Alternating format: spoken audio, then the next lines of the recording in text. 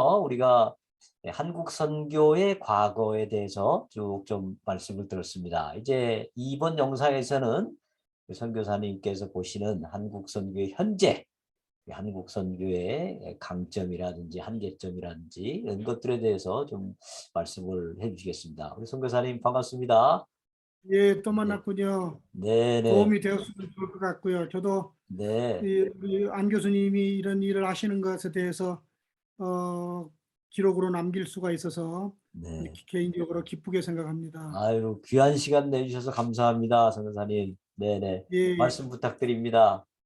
예, 네, 지난 선교를 네, 돌아보면서 제가 지난 시간에 지적했던 게 노 트레이닝, 네. 선교사들을 내보내는데 트레이닝이 거의 없었던 시대거든요. 그 그렇죠. 다음에 노 미셔널 스트래티지, 네, 저 선교적 전략의 부재. 네, 그다음에 세 번째가 no missional structure, 네, 선교적 그 구조의 빈약함. 네, 이런 것들, 이런 환경에서 선교사들이 나가기 시작했는데, 네, 한국 선교에 공헌을 했다라고, 기여를 했다라고 할 수 있는 것 중에 하나가 선교 한국과 같은 네, 선교사 동원 운동, 네, 선교사 대회, 선교 대회 같은 것들이 끼친 영향이 적지 않았다고 저는 생각을 해요. 네, 그렇죠. 이거는 네, 역사적으로 본다든가 선교학적으로 본다든가 네, 도무지 다른 곳에서 흉내를 낼 수 없는 참, 그런 그 현상들이 한국 그 선교계 안에 일어났던 것은 참으로 다행스러웠던 것 같아요. 예, 정말 대단했죠, 그래 이제 여기가. 네, 그래 이제 오늘날 현실을 이렇게 들여다보면은 네, 우리 한국 선교가 선교학자로 계시는 안 교수께서 더 네, 잘 아시겠지만은 네, 제가 그 지금 현재 진단해 본 바에 의하면 우리가 위기에 와 있어요. 그렇죠. 상당한 위기죠.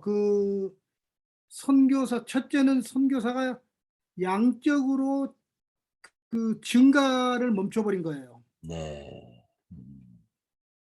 근데 그거를 누구의 잘못이라고 탓할 수 없는 현실인 것 같아요. 제가 보기에는. 네, 예를 들어서 선교사를 일으키고 파송하고 교육하고 하려고 하는 한국 교회의 열정은 있는데 요즘에 그 한국 선교사 훈련원들이 선교사 그 후보생들의 진출 뭐라 그러죠? 네, 신청률이 너무 네, 저조하다는 것은 객관적으로 지금 증명이 되고 있거든요. 그렇습니다. 그다음에 이제 아까 제가 그 선교 대회였던 선교 한국에 대한 일을 했는데 한때 5천 명까지 모이던 그 선교 대회의 학생들이 네, 1명 미만으로 지금 그 디클라이닝 되고 있는 현실이거든요. 그렇습니다. 이거를 무슨 누가 잘못해서 이렇게 된 게 아니고 이런 그 추세가 지금 현실인데 네, 그 다음에 선교 필드를 들여다보면 네, 그 우리가 가시적인 일들은 상당히 많이들 했어요. 그런데 그 가시적인 일을 해놓고 어, 선교사들이 어, 만족하고 있느냐 하는 걸 질문한다면 저는 그렇지 않다고 생각을 하고 오늘도 어떤 그 선교사 동지가 어, 그런 그 페이북에다 글을 올렸던데 요즘에 선교사들끼리 만나면 우리가 만든 선교 센터를 운영을 어떻게 할 건가 하는 고민들을 많이 나누고 있다고 네, 그런 얘기를 하더라고요. 그래서 그것도 일리 있는 얘기다. 근데 네, 저는 우리 한국 선교의 가장 큰 취약점이 네, 어, 원칙이 없이 모든 것을 선교로 치부하고 어, 경쟁하다시피 지나친 컴페티션이 결국은 오늘 현재의 한국 선교의 그 디클라이닝 쇠퇴를 가져오고 있는 건 아닌가. 네. 이제 그렇게 건방지지만 잘못 얘기하면 큰 몰매 맞을 얘기인데 그렇게 진단을 해요. 네. 그거는 자승자박이다 저는 그런 생각을 해요. 네. 우리가 필드에서 지나친 경쟁, 그 지나친 그 물량주의 네. 이런 것들의 결과를 오늘 현재 우리 한국 선교가 열매로 따먹고 있는 건 아닌가. 네. 저를 포함해서 우리가 자성을 해야 되겠다 그런 생각을 하고 있어요. 네. 그러니까 음. 그 요즘 그 신학교도 그렇죠. 한국 신학교도 네. 적지 않은 어려움들이 지금 오고 있다고 그러는데 뭐 우리 교단 같은 경우도 그 미달되는 네. 뭐 그런 그 현실이 오고 있는데 그렇습니다. 그건 또 그 네. 잘하려고 했는데 그렇게 된 거지 누가 일부러 그렇게 한 건 아니라는 거거든요. 네. 네. 그러면 어떻게 해서 네. 이런 일이 오게 됐을까? 네. 근데 가만히 들여다보고 제가 그, 분석한 결과는 네. 서구 교회를 들여다볼 수밖에 없어요. 네. 서구 선교를 들여다볼 수밖에 없어요. 네. 그러니까 예루살렘에서 교회가 로마로 갔고 로마의 국교가 되어서 전 세계로 그 기독교가 확산이 되어 가는데 서구로 들어간 그 기독교가 한때 꽃을 피워서 세계 선교를 주도하다가 지금은 교회가 문 닫는 그런 것들이 너무나 많은 현실에 그렇죠. 선교는 생각지도 못하고 네. 꺼내지도 못하고 그런 현실이 온 것을 가만히 생각하니까 그러니까 서구로 들어간 기독교는 문화가 됐고 음. 서구에서 미국 북미주로 흘러 들어간 기독교는 재벌이 됐고 네. 기업이 됐다는 얘기죠. 네. 그 다음에 미국에서 한국이나 다른 나라로 들어간 선교나 기독교는 어, 대재벌, 컨그로머레이트 현상을 일으킨 것이 아닌가 네. 그렇게 학자들은 얘기를 하고 네. 요즘에 교회 때문에 예수는 좋은데 교회는 싫다라는 얘기는 비단 한국만이 가지고 있는 문제가 아니에요. 그렇죠. 전 세계가 앓고 있는 건데 네. 근데 이런 각도에서 들여다본다면 저는 그 최근에 얼마 전에 발견한 건데 제 나름대로 그런 생각을 해요. 네. 안 교수님이 동의를 안 하셔도 괜찮아요. 네. 네. 근데 한번 이런 각도로 생각하는 사람도 있고 네. 분석하는 사람도 있구나 하는 것을 네. 그 찾아보신다면 네. 도움이 되지 않을까 그런 생각을 해요. 네. 저는 우리 한국 교회는 서구 교회와 별반 틀리지 않다라고 생각을 해요. 유럽 교회나 북미주 교회와 별반 틀리지 않다. 그러면 유럽과 북미주 교회가 쇠퇴를 한 결과가 선교사들을 소환해서 지금 뭐 심지어는 IMB 같은 데는 그 선교사들의 숫자를 줄여가고 있어요. 네. 그 미국의 최대 선교 기관인 베프티스트 총회. 예, 예, 예. 그 이유가 뭘까? 네. 근데 교회가 시들어가니까 선교는 시들어갈 수밖에 없는 거 아닌가? 그렇죠. 그렇죠. 예, 그런데 그것을 저는 음. 그 범인을 뭐라고 생각하냐면 313년에 서기 313년에 로마의 국교가 된 기독교 크리스텐덤 교회가 크리스텐덤적 교회가 1700년을 지나오면서 혹자는 후기 크리스텐덤을 오늘 우리의 적용을 하는데 저는 후기라고 말하지 않고 아직도 크리스텐덤 속에 갇혀 있는 것이 현대 우리 교회라고 저는 생각을 하거든요. 네. 1700년에 크리스텐덤의 포로가 된 기독교의 현실이 오늘 한국 선교도 올 것이 온 게 아닌가. 네.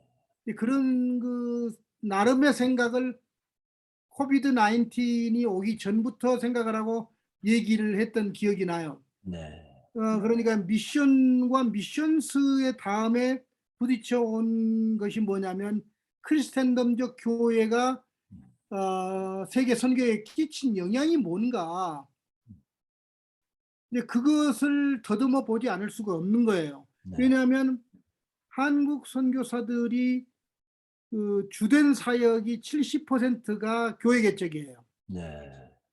근데 이제 그 아세아연합신학원의 김한성 교수가 그런 책을 썼더라고. 네. 선교사들이 개척한 선교지 교회 이대로 좋은가? 음.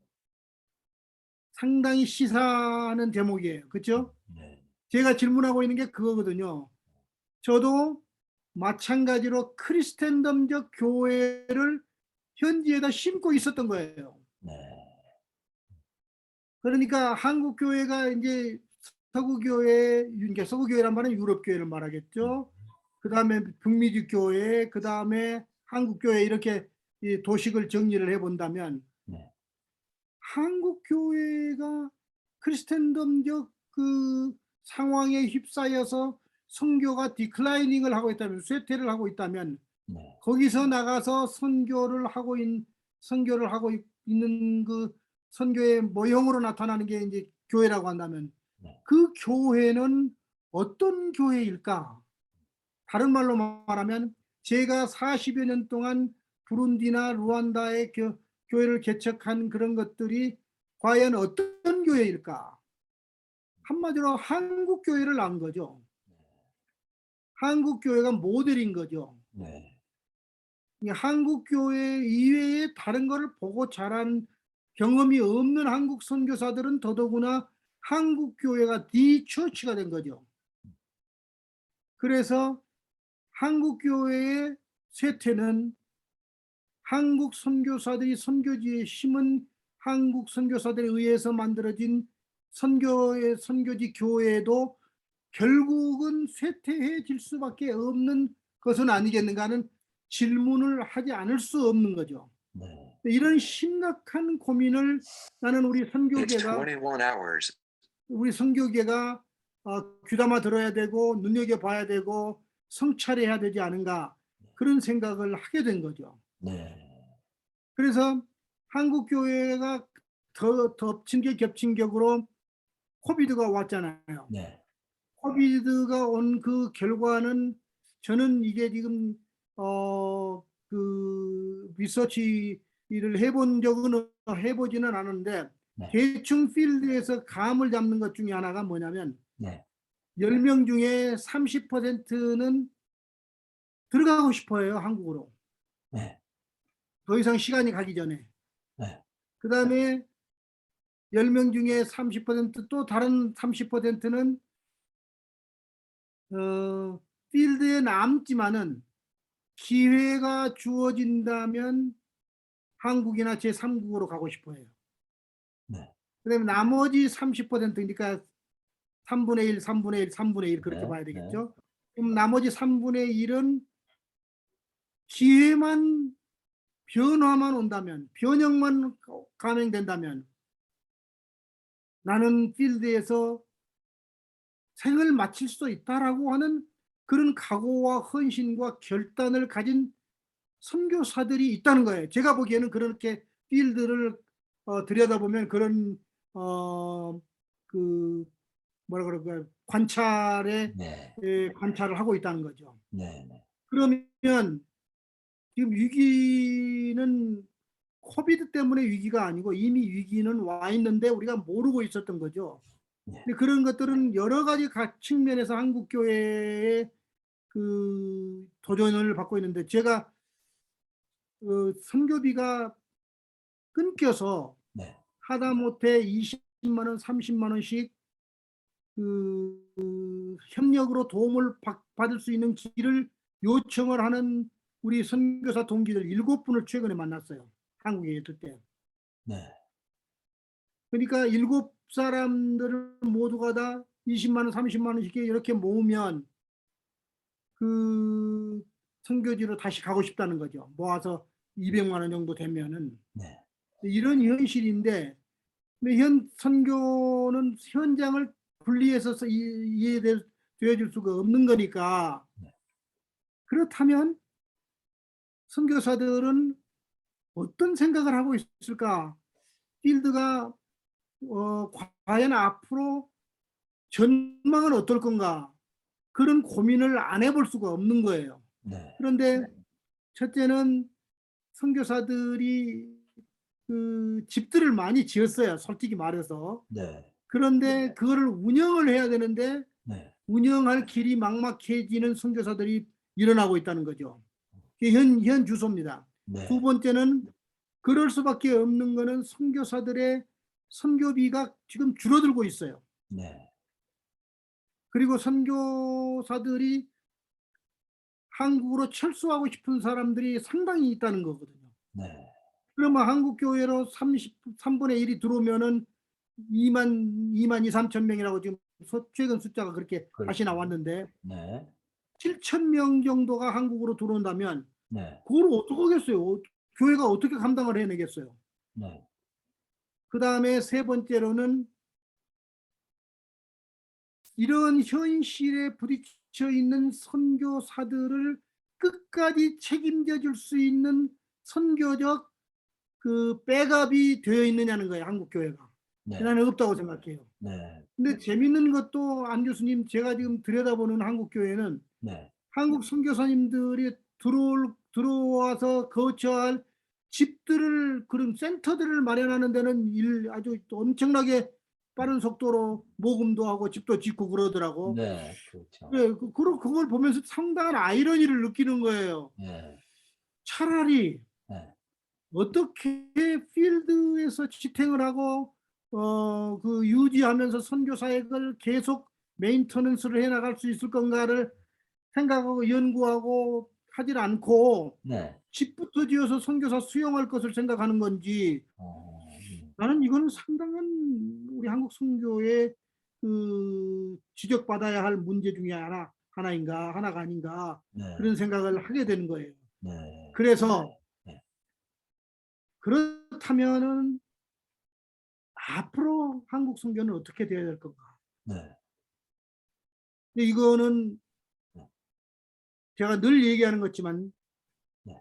삼자가 대면해서 머리를 맞대고 풀어나가야 할 숙제인데 첫째는 네. 교회예요. 네. 두 교회. 번째는 현장 선교사들이에요. 네. 세 번째는 선교사들을 가르치고 교육하는 선교학자들이에요. 네.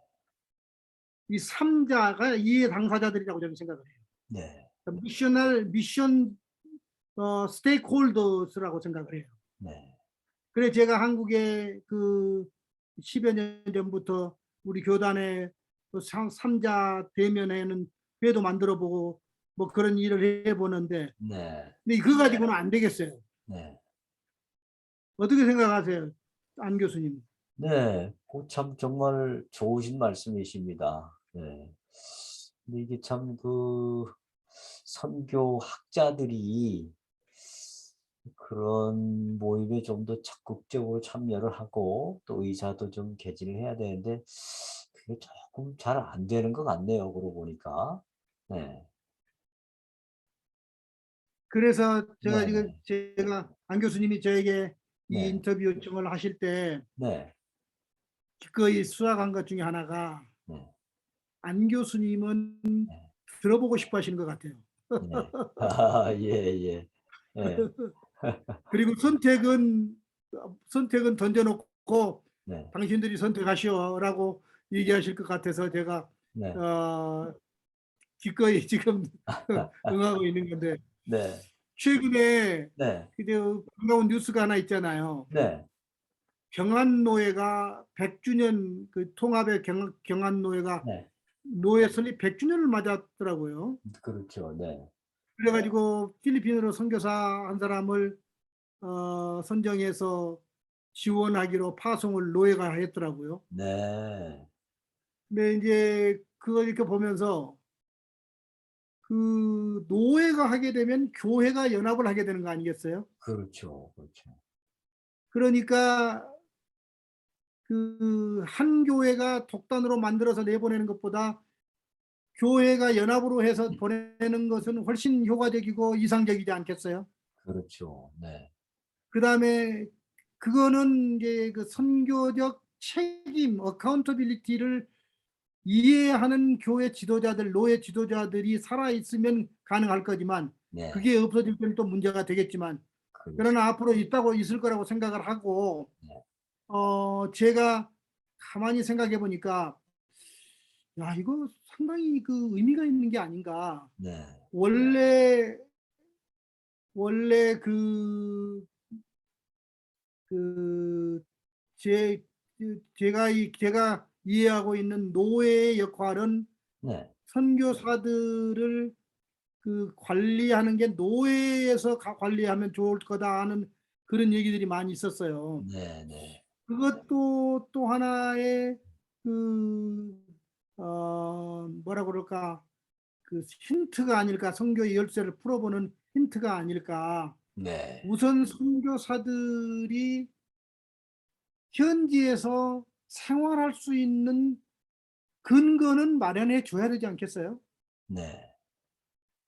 그거를 한 교회가 하기는 너무 힘들면 네. 앞으로 이 코비드 후유증으로 인해서 교회가 지금 자기 발 앞에 불도 끄지 못하는 형편인데 선교사들 후원하자고 내가 보기에는 한 3년이나 5년 되면 네. 상당수들이 기권을 하게 될 것 같다는 그런 예측이 되는데 어. 이렇게 노예가 그렇게 일어난다면 네. 내가 보기에는 이상적인 그 구조, 네.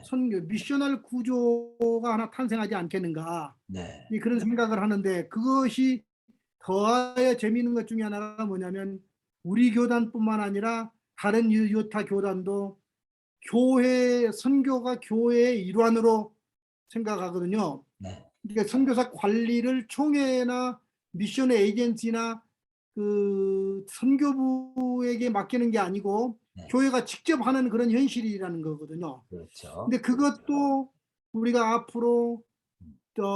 조금 더 연구하고 어떤 게 이상적일까 하는 것을 찾아보는 것이 도움이 될 것 같다 하는 제가 요즘에 이제 한국 선교계를 들여다보면서 느끼는 심정이고요. 네. 그 다음에 재미있는 거는 아시는지 모르겠지만은 네.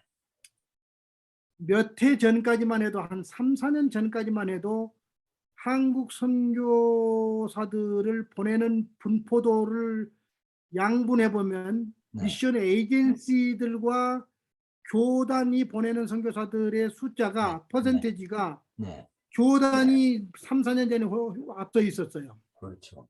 더 근데 많았죠. 최근에는 미션 에이전시가 따라잡았어요. 넘었어요. 네. 이 현상도 질문을 해봐야 될 것 같아요. 네. 그래서 아직은 답은 없지만 이게 이제 한국 선교의 현 주소이기 때문에 네. 그래서 정리를 해보면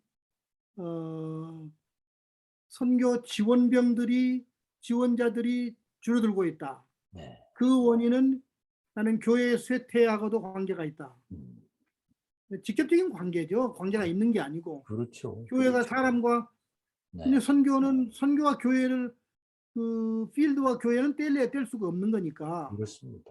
필드가 없는 선교는 허상이고 네. 교회가 없는 필드는 그거는 사상 누각이죠. 그렇죠. 그러니까 이런 각도로 본다면 한국 선교계의 현실적인 문제를 어떻게 풀어야 할 것인가 네. 제가 답을 가지고 있는 건 아니고 그냥 네. 문제를 던지고 네. 현상을 얘기를 해보는 거죠. 네. 네.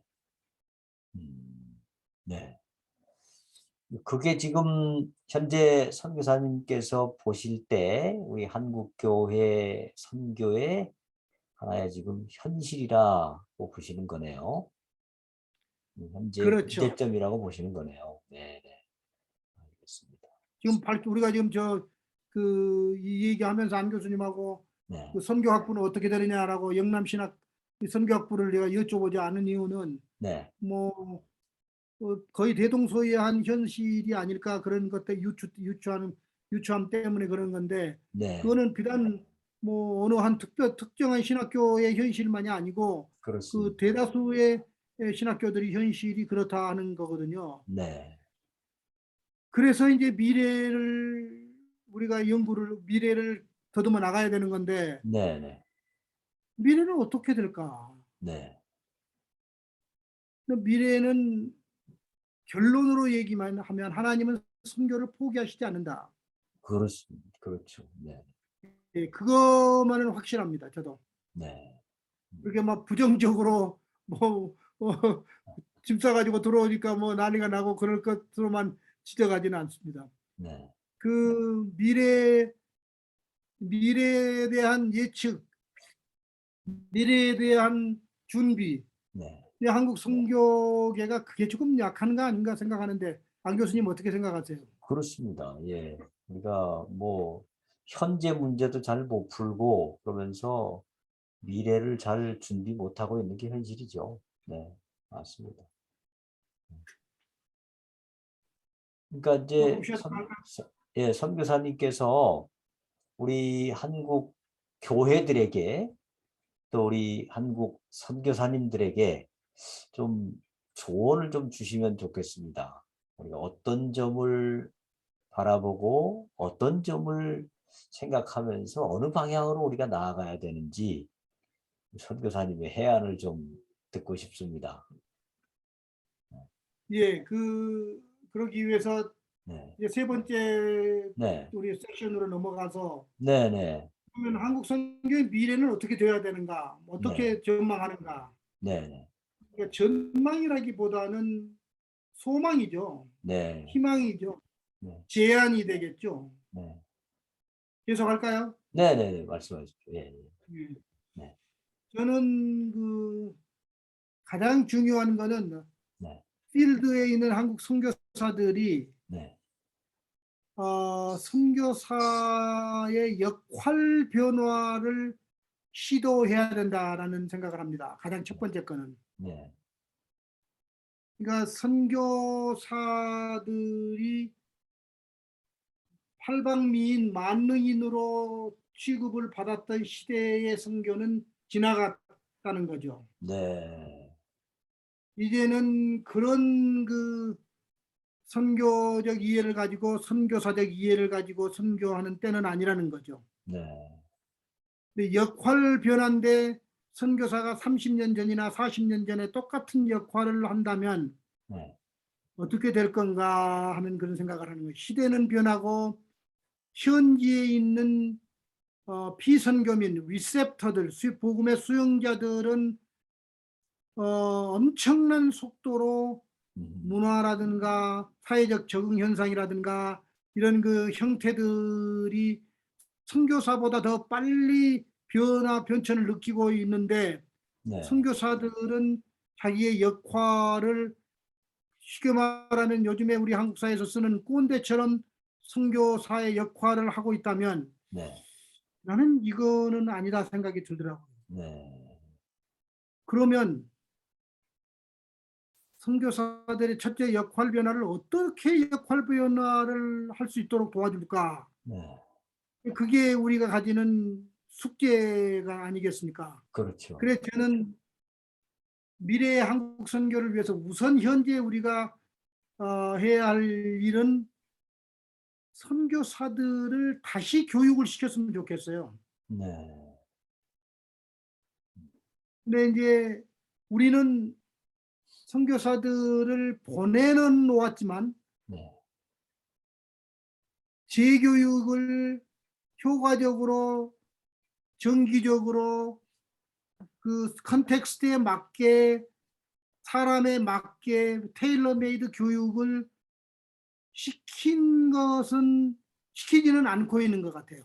네, 우리 피스케이 교단이 몇 해 전부터 하기는 했습니다만 지금 네, 앞으로도 그게 계속이 될지 안 될지는 모르겠어요. 네, 근데 이런 것들을 보다 보니까 아까 언급을 했듯이 필드에 있는 선교사들, 피선교민들은 선교사보다 훨씬 더 앞서가는 부분들이 많아요. IT 부분이라든가 네, 이런 부분들은 그다음에 필드의 이해도 선교사들보다 더 나았고 그 세상에 돌아가는 것도 그런 그 문화적 이해도 선교사보다도 다르다는 거죠.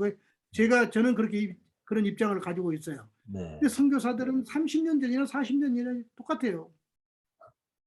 네. 이래 가지고 어떻게 필드 속에서 제대로 된 선교사의 역할을 할 수 있을 건가? 네. 역할 변화를 시도를 해야 되겠다.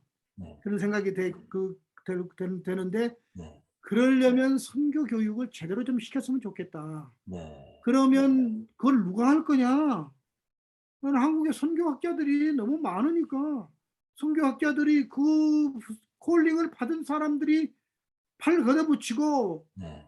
그냥 그 좀 할 수 있으면 좋지 않겠는가. 네. 이제 그런 생각을 이거 어제 오늘의 얘기가 아니고요. 제가 선교 필드를 지켜보면서 들여다보면서 그 발견한 건데 그거를 어떻게 생각하세요? 그 안 교수님께서는. 정말 예, 필요한 일입니다. 우리 선교사님 말씀하신 거에 전적으로 동감합니다. 이제 다만 그걸 과연 어떻게 할 수 있을지 그게 참 이제 그 방향은 분명히 맞는데 그걸 어떻게 구체적으로 실천할 수 있을지가 좀 고민을 많이 해야 될 것 같습니다. 네. 그러니까 이제 저는 네. 왜 이런 얘기를 드리는 거냐면 네. 한국 선교사들에게 절대적으로 필요한 것 중에 하나가 뭐냐면 전문성이에요. 네. 그러니까 그럼 선교사의 전문성이 뭐냐? 선교사는 하나님 말씀 잘 연구해서 잘 네. 가르치고 교회 잘 목양하고 교회 잘 하면 되는 건데 선교사들 가운데서 목양하는 교회 개척해 가지고 모양하는 사람들 그렇게 많지 않아요. 네. 음. 네. 그런데 그 역할 변화를 선교사들이 해야 될 건데 네. 제가 최근에 읽은 오래됐죠. 그 1970년대 73년인가 나온 피터 와그너의 네. On the Crest of the Wave라는 책이 있어요. 네. 그 책을 보면 피터 와그너가 그 챕터 9에 그런 그 얘기를 하고 있어요. 네. 선교를 직선으로 볼 것인가, 네. 서클로 볼 건가. 선교 직선으로 보는 게 서구적 관점이라고 생각을 하는 것 같아요. 네. 직선은 그러니까 시작점이 있고 끝점이 있는 거예요. 네. 그 직선에 그 일리 있는 얘기인 것 같아요. 근데 네. 원형은 계속 360도 돌아가는 거예요. 그렇죠. 그래서 이런 얘기를 하시는 것을 내가 왜 놓쳤지? 그 360도가 뭐냐면 원형 이론으로 돌아가자는 그 피터 와건의 얘기는 벌써 3, 40년 전에 그 깨닫고 하신 건데 선교사의 역할 변화를 얘기하는 거예요. 네. 선교사가 새로운 선교사를 낳아야 된다는 거예요. 그때야 비로소 360도 선교의 완성이 된다는 거죠. 그런데 서구 선교사들은 한국 선교사도 마찬가지지만 270도 교회가 교회를 낳고 교회가 교회를 낳고 거기서 270도까지 되다면 떠날 때가 되어서 짐 싸가지고 애들 데리고 떠난다는 거죠. 네. 그게 서구 선교예요. 네. 그리고 나머지 90도를 버티면 360도 되는데 그 360도가 뭐냐는 얘기예요. 네. 그거를 새로운 선교사의 새로운 역할을 말하는 거죠. 네. 선교사가 새 선교사를 낳는 거라는 거죠. 네. 그럴 때 비로소 선교의 완성이 이루어지는 거 아니겠느냐. 저는 상당히 일리가 있는 얘기다. 그걸 안 교수님 좀 연구하셔가지고 좀 발표하세요. 예, 알겠습니다. 네. 이제 우리, 그래서 예, 네, 그 선교사가 안식년하는 것도 있잖아요. 네네, 정년하는 거. 네, 정년, 네, 정년하는 것을 아까 나머지 그 3분의 1, 3분의 1, 3분의 1 선교사들의 분포를 뭐 대충 제가 어림잡아서 얘기를 해보는데 네, 나머지 3분의 1은 정년을 해도 네, 필드를 떠나지도 않을 수 있을 것이다. 네, 그런 어썸션이 생기는 거예요. 네, 제 경우를 보더라도. 네, 저는 다른 의도는 없는데 90도를 완성하고 싶어서 다시 들어온 거거든요. 다시 지금 그 정년하고도 일을 계속 하고 있는 거거든요. 네. 그리고 5년 전에 그 일을 시작을 했어요. 정년을 준비하면서. 네.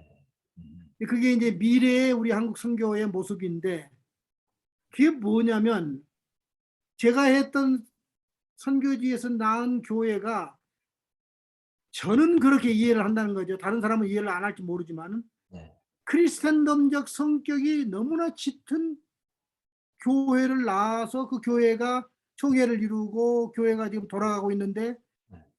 돌아가는 것을 보니까 크리스천덤적 교회의 모습 그대로라는 거죠. 달라질 게 없어요.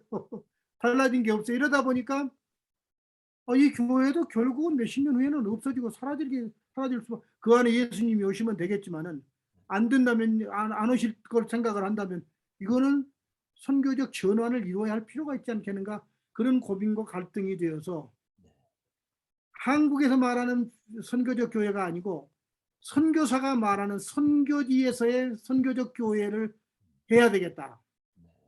그 결단이 5년 전에 이루어지기 시작한 거예요. 네. 그러면 나머지 3분의 1에게 해야 될 일 중에 하나가 재교육을 시킨다면, 선교적 교회를 어떻게 필드에다가 일구어 갈 것인가. 오늘 시간이 뭐 많이 없고 제한되어 있으니까 선교적 교회를 얘기하기 위해서 지금 이런 시간을 갖는 건 아니어서 제가 지금 그 스킵하고 넘어가지만은, 네. 객관절 필드에 걸맞는 선교적 교회를 하도록 역할 변화를 한다면, 네. 선교적 교회는 교회가 가는 거거든요. 선교란 말이 보냄을 받은 것이니까, 그렇죠. 선교 사람은 보냄을 받은 자라면 네. 선교적 교회는 보냄을 받은 교회여야 된다는 거거든요. 네. 교회가 울타리를 넘어서, 비욘드 보더, 국경을 넘어서, 그 지역을 넘어서 선교적 교회로의 재탄생을 하는 것은, 나는 미래의 한국 선교가 걸머져야 할 중요한 그 책임이다. 네. 사역이다. 그런 생각을 하게 된 거죠. 네. 근데 불행스러운 거는 그 하워드 네. 풀러가 어, 선교사의 그 4P를 얘기했잖아요. Pioneering, Partnering, 네. Parenting, 그다음에 participant. Participant, 네. 이런 4P를 얘기했는데, 네. 마지막 네 번째를 그 새로운 선교사를 낳는 것까지는 얘기를 하지 않은 것 같아요. 네.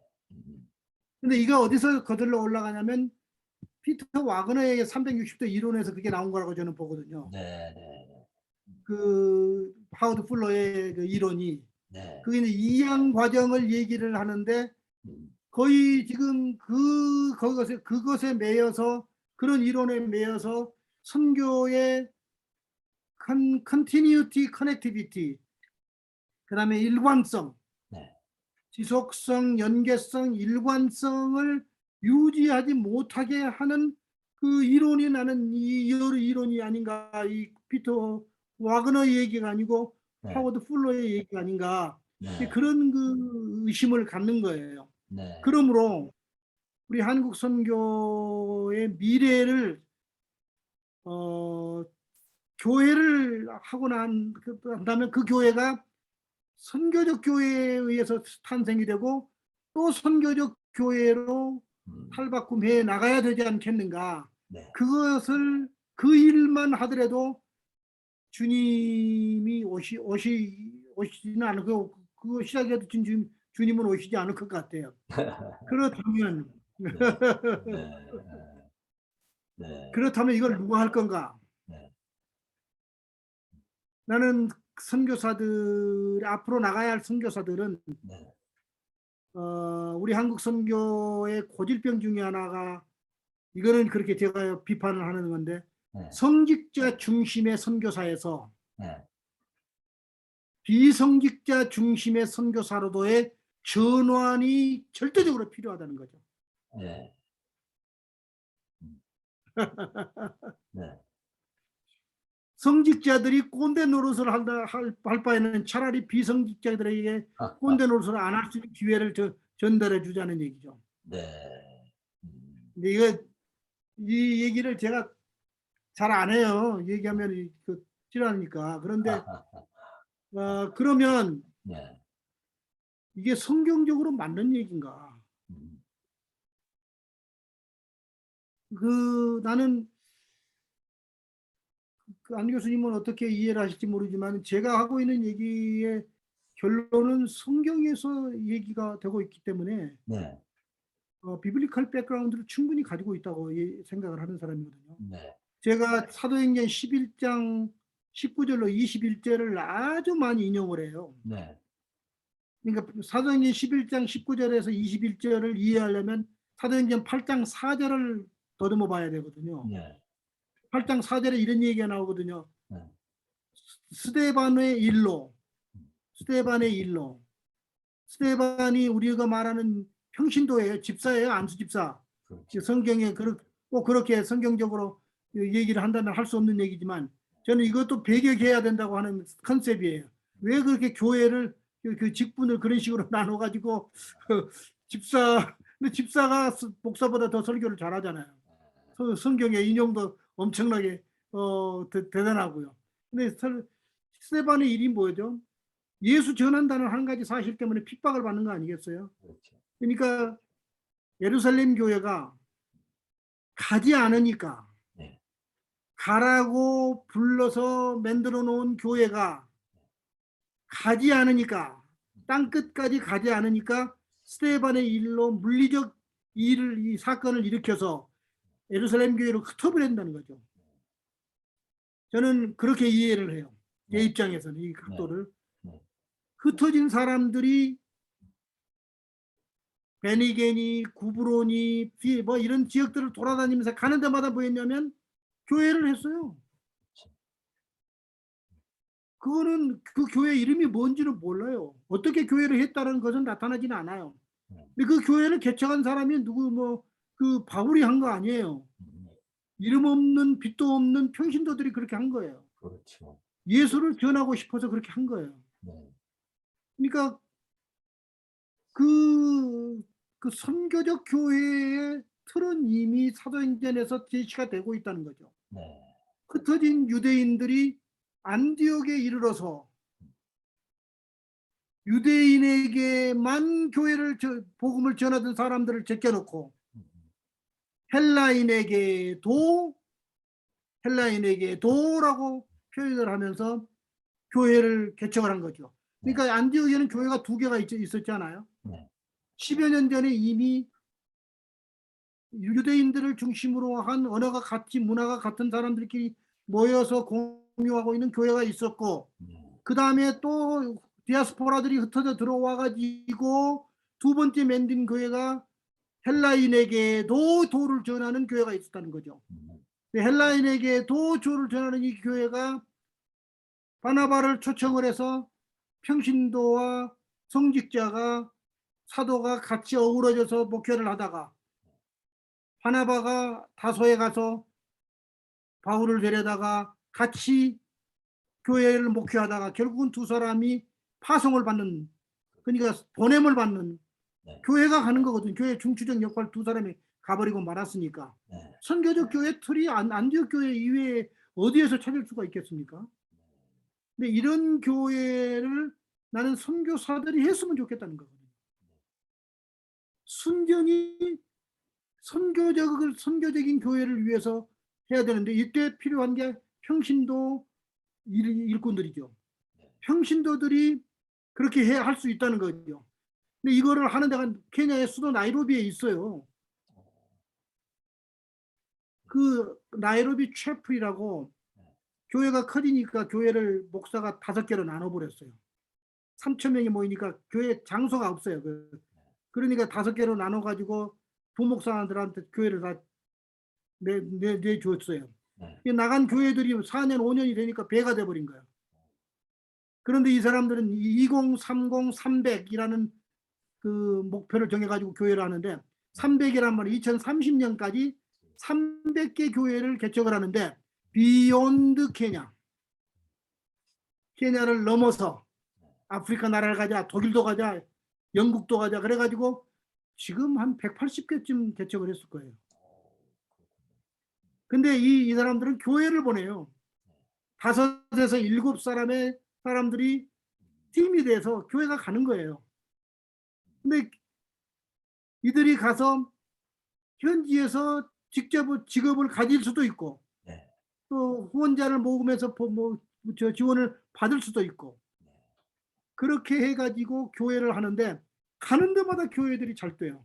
루안다에 교회가 있는데요. 네. 제가 길렀던 형제가 거기 가 있어요. 교회가 루안다에서 가장 빠른 속도로 성장을 하고 근데 벌써 이 교회는 다른 교회 속으로 비욘드 교회를 하려고 준비를 하고 있는 거예요. 그렇게 해서 부룬디에도 들어가 있고 그렇게 해서 하다 보면은 내가 보기에는 300개 이상 도달할 수 있을 것 같아요. 이런 것들을 보면서 한국 선교의 돌파구를 찾는다면 저는 선교적 교회를 하는데 그 교회가 가는 교회를 만들어서 직업을 가진 사람들이 그 교사도 있고 회사원도 있고 예를 들어서 안디옥 교회에 와서 개척했던 헬라인에게도 도를 전했던 사람들이 저기 후원 받았다는 그 기록이 없어요. 안디옥 교회로 예루살렘 교회로부터 후원을 받은 기록이 없는데 그렇게 했거든요. 그 뭐냐면 마치 그 헤로누트에서 불을 받고 떠난 모라비안들이 네. 가는 데마다 직장을 가지고 댐쟁이니 플럼버니 뭐 교사니 청소부니 이런 기술들을 동원해 가지고 네.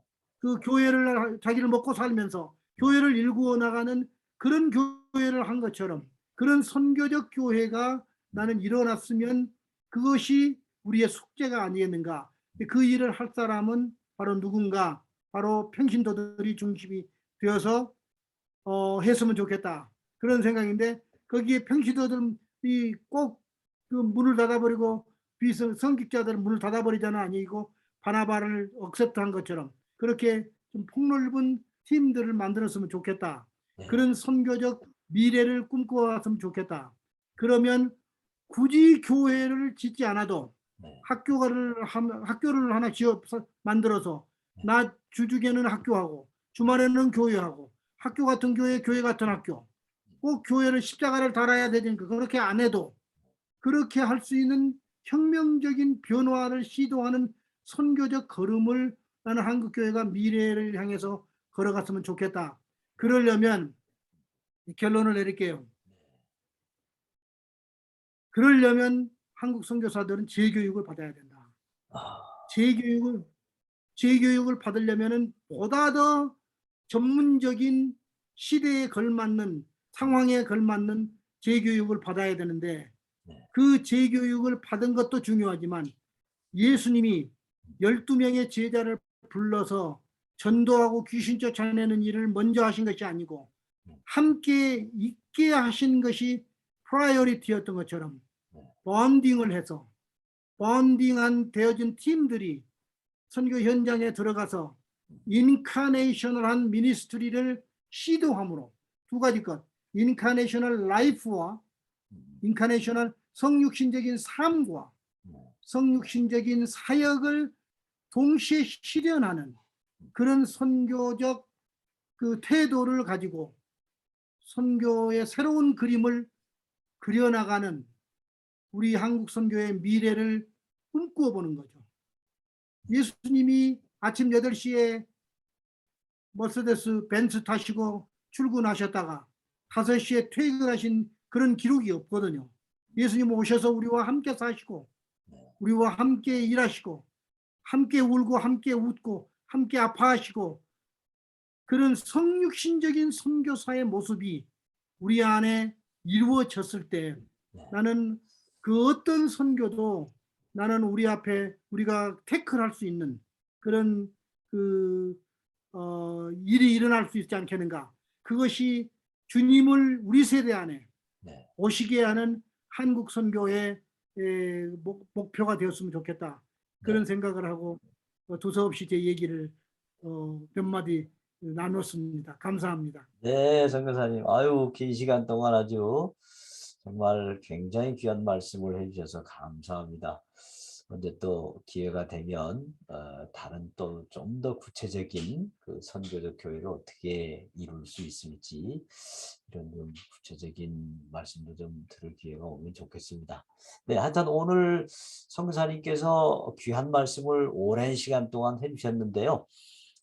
우리 구독자 여러분들께서 이 유튜브의 댓글에다가 여러분들의 이메일 주소를 달아주시면 우리 선교사님께서 쓰신 아티클 중에 KMQ 12월호에 기고하셨던 글, 한국 선교의 지속적인 발전 방향에 관한 이런 그 글을 저희들이 이메일로 보내드리도록 하겠습니다.